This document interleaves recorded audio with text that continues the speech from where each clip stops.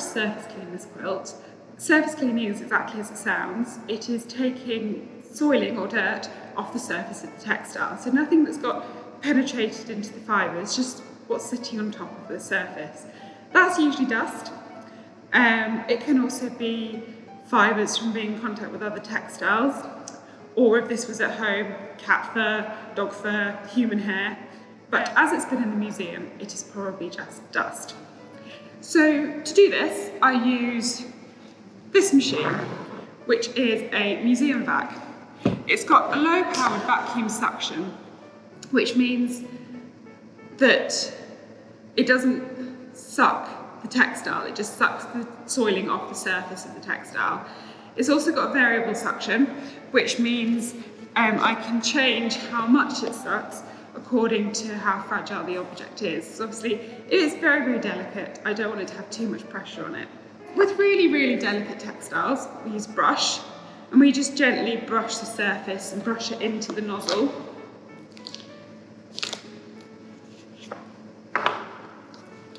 So it would look like this. However, this is quite a robust textile. So I've got a Dyson Hoover head with a brush attachment, and that means that I can just brush directly onto the object.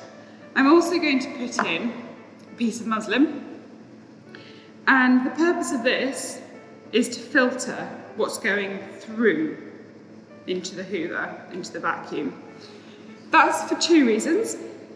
One, I want to know what I'm sucking up. Very, very fragile things, I might end up sucking some of the fibres itself, and that's not good. If that was the case, I would either turn down the variable suction or I would stop altogether. The other reason is curiosity. I just like to see what I'm getting and see that I'm doing something.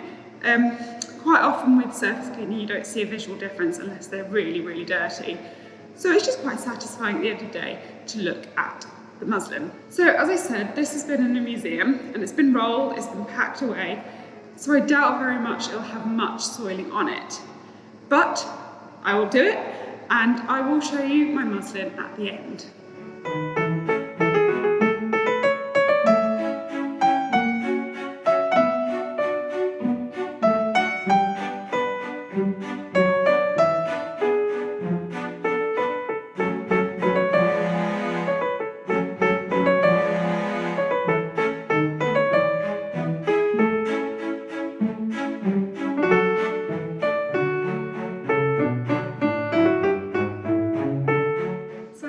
Cleaning the quilt.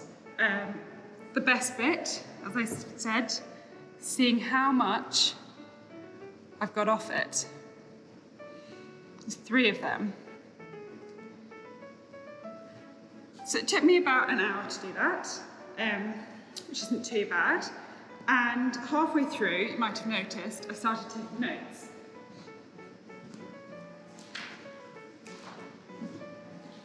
What I have here is an object assessment form, and I noticed while I was cleaning that there was a hole in the quilt.